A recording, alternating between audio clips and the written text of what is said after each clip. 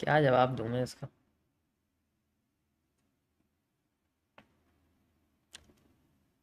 मेरे पास कोई जवाब नहीं है।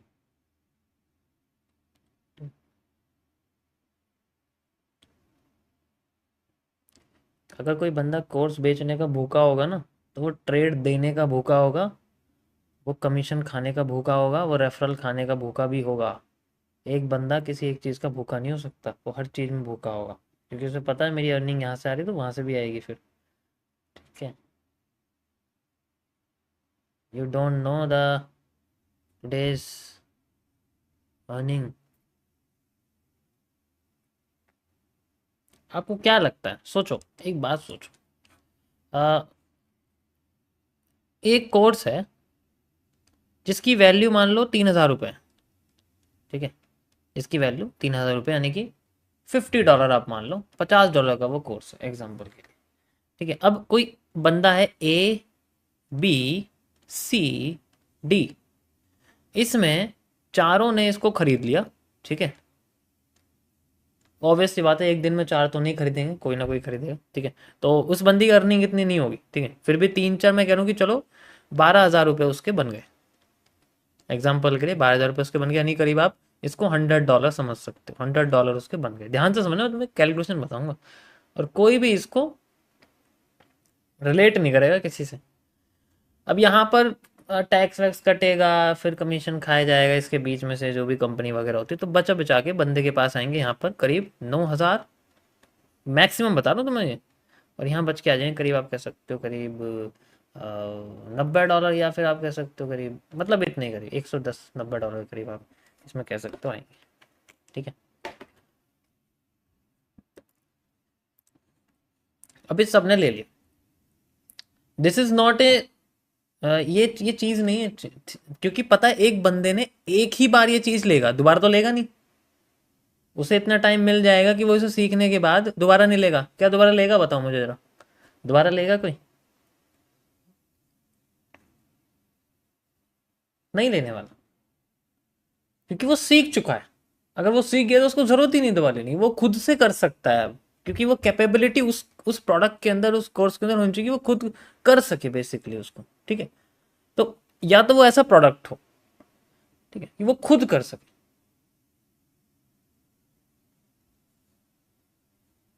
अब दिक्कत ये नहीं है।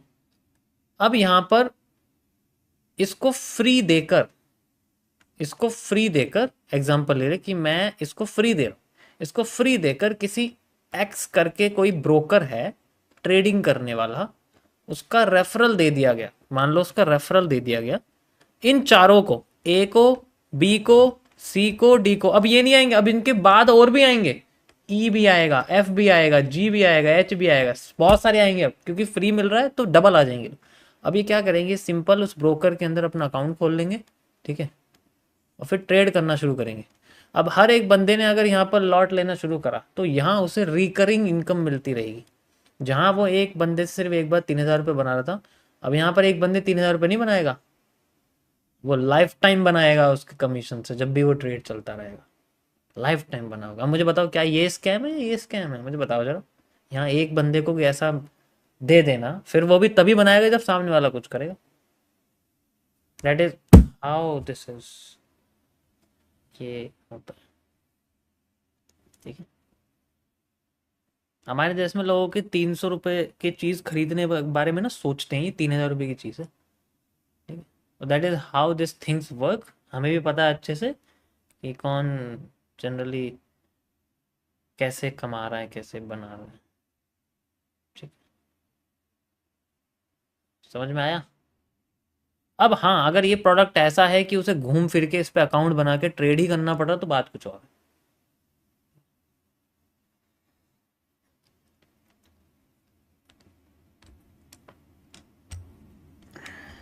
बस इसके आगे मैं कुछ नहीं बोलूंगा। That's it.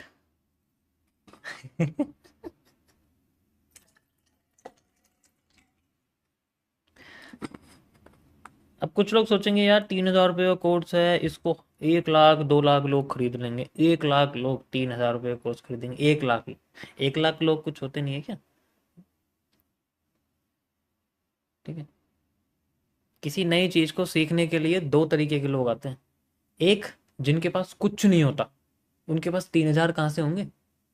दूसरे, जिनके पास बहुत कुछ होता है लेकिन वो खर्च करने से कतराते हैं, जिन्हें हम आसान भाषा में लालची कहते हैं। तो दोनों में से किसी 1,000 में से दो या तीन जो है उस चीज को लेने की कोशिश करते हैं। समझ आया?